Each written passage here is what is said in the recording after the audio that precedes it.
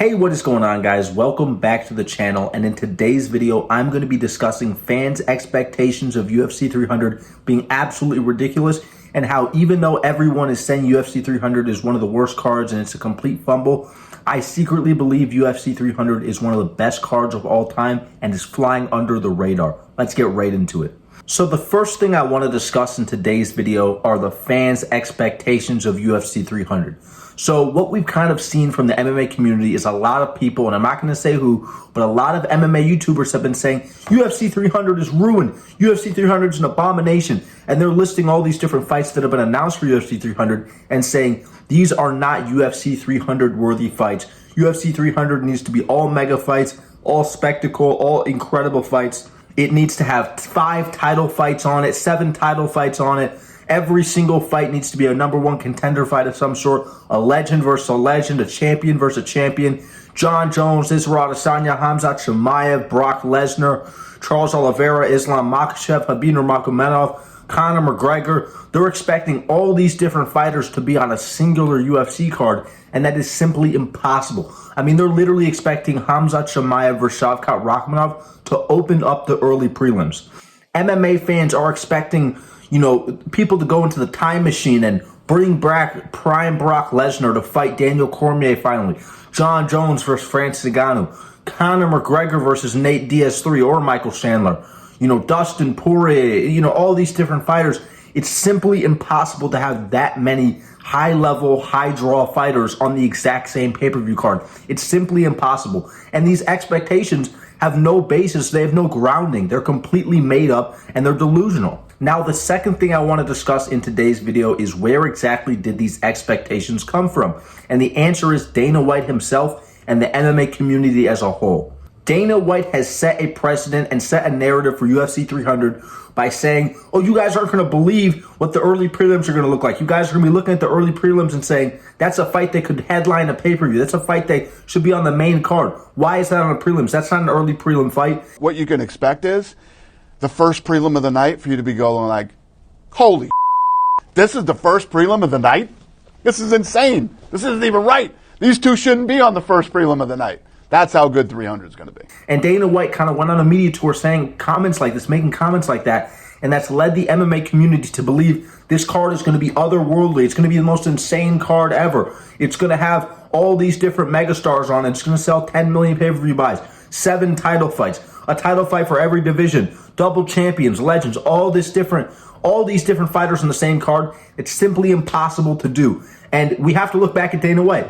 But the other people responsible for doing this is the MMA community themselves.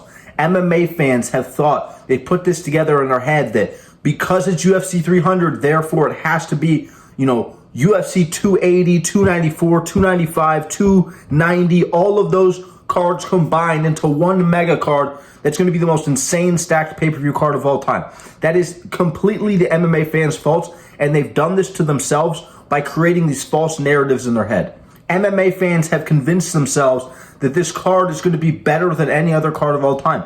And it's on track to do so, but even then, MMA fans are still unsatisfied. They're still the card is still way below their expectations. They're saying all kinds of comments. Oh, this fight's not UFC 300 worthy. This fight shouldn't be on UFC 300. UFC 300 needs to be a spectacle. All these different comments made by MMA fans. And I'm actually going to go over the fights on UFC 300 and really discuss whether or not this is a good card or not, whether or not this is a stacked card, whether it's going to sell pay-per-view buys or not. And I'm going to get into pay-per-view buys shortly, and we're going to discuss why I believe MMA fans that care about pay-per-view buys are delusional, and you should not listen to them. So now let's go over the fights that have actually been announced for UFC 300. Opening up the early prelims, we have Bo Nickal versus Cody Bumdidge. Bo Nickal, one of the hottest prospects in MMA today, and then Cody Bumdidge coming off a Batista bomb win where he got caught in an armbar and then picks his opponent up and slams him, knocks him out cold on the canvas. Insane win, but before then goes out there and literally quits. He literally got hit in the back of the head with an elbow that wasn't even that illegal, and he acted like he had gotten shot with a shotgun at point blank range. He acted like he was on death's door, like he had just been hit with a vehicle at 40 miles per hour. Cut Cody Bumdidge immediately. He's a bum. He does not deserve to be in the UFC. And I find it even funnier that Bo Nickal went out there and he even said, Oh yeah, Dana White presented me with a list of names, list of fighters I could fight on UFC 300, and I personally picked Cody Bumdage.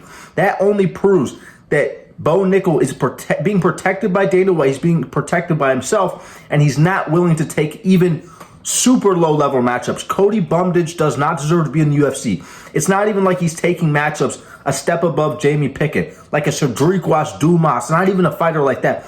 He's taking fighters way worse than Shadrikwas Dumas. He's taking Cody Bumdage, a guy who literally, a gust of wind blows the wrong way, Cody Bumdage is going to give up in a fight. So I find it absolutely ridiculous that this is how Bo Nickel's acting, but it's still a good fight. You know, it's Bo Nickel, he's a highly touted prospect, future champion possibly, as some people are saying, and a lot of people are very excited to see how he performs. And for that kind of fight to be on the early prelims with a guy with the name value of Bo Nickel, that's a very good early prelim, especially if it opens up the card. The next fight is going to also be on the prelims. I'm not sure if it's going to headline the early prelims or be somewhere buried on the prelims, but it is Aljamain Sterling versus Kelvin Qatar. This is a banger of a matchup. Aljamain Sterling is the 135-pound GOAT, greatest of all time. He's moving up to 145 after getting TKO'd by Sean O'Malley in the second round. And he's fighting Kelvin Qatar, who's coming off of a loss to Arnold Allen, where he kind of threw a flying knee, landed weird, and then ended up tearing his ACL of some sort, injuring his knee with the way he landed. He's been sitting out. He's been recovering. Aljamain Sterling was calling out Max Holloway. He was calling out all these different guys in the division, and he's finally getting a matchup against Kelvin Qatar. I'm very excited to see how this plays out. It's very much a striker versus grappler matchup, and it's a banger. We have a former champion possibly on the early prelims, but most likely buried on the prelims of UFC 300. Moving up the card, we have an absolute heater. We have Cody No Love Garbrandt versus Davison God of War Figueiredo. Dacus do Guerra. This is an absolute heater. This is an incredible matchup. This is one of the most highly anticipated matchups on the entire card. I'm so excited to see how Davison Figueiredo handles at 135 again after systematically breaking down and dominating Rob Font, where I picked Rob Font to win. One of my worst predictions, probably my worst prediction of all time. He goes out there, absolutely schools Rob Font, out-grapples him, outstrikes him. I just made an entire video discussing Davison Figueiredo versus Cody No Love, so I'm not going to talk about it too much in this video, but I'm so excited to see this. Davison Figueiredo, another former champion on the prelims, or possibly, but not likely on the early prelims. It's probably going to be on the prelims. So we already have two champions, two former champions on the prelims UFC 300, and this is an incredible matchup. Number 9 ranked Davison Figueiredo, unranked Cody No Love. This is a heater. This is not a fight you want to miss. Cody No Love coming off a big win over Brian Kelleher. We went out there, slept him. Brian Kelleher with the worst haircut of all time. And I'm super excited to see how these two go at it. But I'm going to go Davison Figueiredo. I think Davison Figueiredo is going to beat the piss out of him. I don't think this is going to be a competitive fight at all. But this is still a very exciting matchup nonetheless. Moving up the card, we have Jiri Prochazka versus Alexander Rockit. This is an incredible matchup. You know, another former champion. 3 former champions already on the prelims of UFC 300. And we have an incredible matchup between Jiri Prochazka and Alexander Rockit. I absolutely cannot wait for this matchup.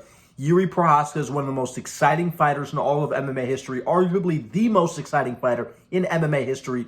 Alexander Rockit's been injured, coming off a loss to Jan Blachowicz where he got his legs torn to shreds. He's finally making his return against Jiri Prochazka, former champion. Jiri Prochazka coming off the TKO loss to Alex Pereira, where Alex Pereira became double champion at UFC 295. I'm super excited to see how this fight plays out. And this is another banger on the prelims of UFC 300. Moving up on the card, finally we are arriving on the main card. We have only 2 fights so far on the main card, but they are both incredible matchups, and matchups I've been begging to see, and matchups that are quite frankly bangers, even if you don't like watching MMA. The first fight we have is Charles do Bronx Olivera versus Arman Tsarukyan. This is a heater. This is what the people have been asking for. Charles Olivera, one of the most exciting fighters, arguably the most exciting fighter in MMA. So already we have Jiri Prochazka, arguably the most exciting fighter of all time, and Charles Olivera, once again, arguably the most exciting fighter of all time on the exact same card, likely fighting one fight away from each other. Jiri Prochazka may headline the prelims, where Charles Oliveira opens the main card. So we might see these fighters fight back-to-back.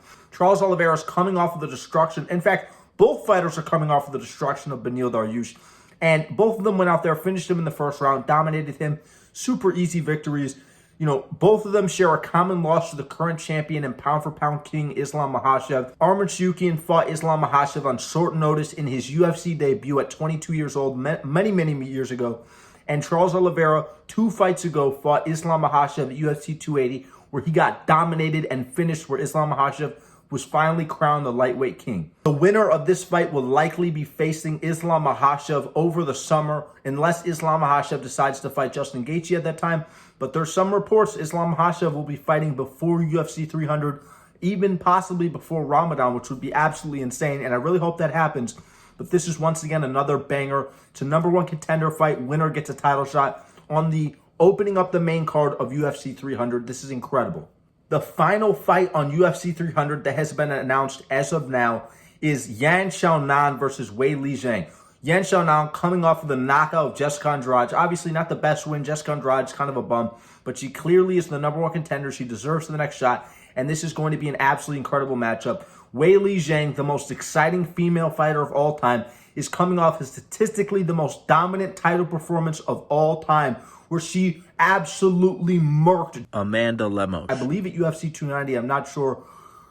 Insane, absolutely insane. Mauled her from minute 1 to minute 25. Wei Li Zhang is one of the most dominant fighters of all time. Look at her fight with Joanna Jędrzejczyk. One of the most exciting fights of all time, regardless of WMMA versus MMA. Incredible fighter. I'm super excited to see her defend her title against Yan Xiaonan. Right there, out of every single fight that's been announced for UFC 300 so far, we have every single fight being a banger. Every single fight, even though some of them are one-sided matchups and this and that. You can argue semantics. These are all super exciting fights that the fans care about and the fans want to see. So putting 2 and 2 together, if you do the math, you read the room, you look at the words on the script, this is stacking up to be an incredible pay-per-view card and probably the best pay-per-view card of the year. We have 3 former champions on the prelims of UFC 300, every single one of which has fought for the title in their last 2 fights, and it is insanity. I mean, the early prelims, Bo Nickel, we're likely going to get Jim Miller on the early prelims as well, coming off an incredible win, which just happened the night of me recording this, right after it happened, and it's just insane. We are likely going to get Alex Pereira in the main event versus Jamal Hill, Israel Adesanya, or Magomed Ankalaev. And on top of that, we're probably going to get Leon Edwards versus Bilal Muhammad too. These are 2 incredible matchups. Now, I don't really know what's going to be the other fight on the main card because, you know, I listed 4 fights, 2 of which are speculative, 2 of which are confirmed, and then there's going to be 1 more fight on the main card. I'm not sure what that's going to be. Let me know down below in the comments who you believe is going to be fighting on the main card of UFC 300, who the main event's going to be, all those different things. And I'm really sitting here wondering, how exactly is this not a stacked pay-per-view? How exactly is this not UFC 300 worthy? Dana White said you're going to be looking at fights on the early prelims and saying, how on earth is that the early prelims? How on earth is that a fight on the early prelims? That makes no sense. You know what I mean? And every single fight has seemed like, you know, that's the case. Aljamain Sterling versus Kelvin Qatar. Yuri Prochazka versus Alexander Rockit. You know, Davison Figueiredo versus Cody Nolov. You know, all these different fights are fights that could easily be on the main card of any other pay-per-view, and it would be considered a stacked pay-per-view. And Dana White said at least 2 more title fights. We may be getting 4 title fights on UFC 300. So I'd love to hear down below. Maybe we're even getting Justin Gaethje versus Max Holloway for the BMF title. Now, I hate the BMF title, but I'd love to know what exactly about UFC 300, the card that I'm kind of drawing out for you guys, what exactly about that is not stacked? What exactly about that is not living up to expectations and so disappointing? I would love to know down in the comments what exactly you guys were expecting this card to be. Conor McGregor, Hamza Chimaev, John Jones, Francis Ngannou, all these different guys. That is unrealistic. I just gave you guys a highly realistic card for UFC 300, and I'd love to know what you guys think about it. But I've seen all these different comments by fans talking about all this and that, and it just seems absolutely ridiculous. And the last thing I want to discuss in today's video is pay-per-view buys. A lot of fans recently have been talking about all these different narratives about pay-per-view buys. Oh, this guy's not a draw. I don't want to see him fight. I don't want to see Bilal Muhammad fight. He doesn't sell any pay-per-view buys. Oh, Colby Covington's only getting the shot because he sells pay-per-view buys, and that's why, you know, we have to give him the shot. He's the pay-per-view draw. all these rumors about, oh, UFC 300 is not going to sell any pay-per-view buys with Leon Edwards and Bilal Muhammad in the main event. I would love to know. I would absolutely love to know. Every single one of you watching at home. Every single one of you watching at home that's making all these rumors, talking about pay-per-view buys, saying, oh, who wants to watch that? It's not going to sell any pay-per-views. Please let me know. I would love for you to send me a bank statement that shows the percentage of the UFC pay-per-view buys and your cut of that earning. Because if you are not getting a cut of the UFC's pay-per-view revenue, why do you care how many pay-per-views a fight sells? Aljamain Sterling is one of my favorite fighters of all time. I don't believe he's some massive draw. I don't believe the name Aljamain Sterling sells that many pay-per-view buys. He's still one of my favorite fighters. I could give a damn less how many pay-per-views a fight sells. I don't care. It doesn't matter to me because I don't get paid. I don't get a cut of the UFC's pay-per-view revenue. But I hear all these fans constantly talking pay-per-view numbers and, oh, this guy's a draw, Kobe's a draw, who cares about Bilal, this and that. You don't get paid by the UFC. You do not get a cut of the pay-per-view revenue. So why do you care what the revenue looks like? Why do you care what the numbers look like if you're not even involved in them? Even if you did work for the UFC, you still don't even get pay-per-view points. You still don't even get a cut of the pay-per-view percentage. So why does it matter to you? Why is it something that, sways your view on a card? Oh man, so hyped. This one's really going to sell a lot of pay-per-views. You don't get paid from them. You don't get a cut of it. Why do you care? I hate seeing fans argue semantics, splitting hairs on pay-per-views when they don't get a cut of the revenue. I literally could not care less if a card sold 15,000 pay-per-views. Half of you illegally stream the pay-per-views anyway. Half of you go on Stream East, Crackstream, Buffstream, all the different websites. I'll list them right now. I'm not afraid to do that. People in the comments are going to say, stop exposing my websites. You don't even buy the pay-per-views. So why do you care how many buys a pay-per-view gets if you're not even contributing to it and you're not getting anything back from it either? But let me know what you guys think down below in the comments. Don't forget to leave a like, subscribe. Don't forget to turn on notifications so you don't miss another upload. I will see you guys in the next one. I will see you guys all in the next one. Thank you so much for watching. Peace.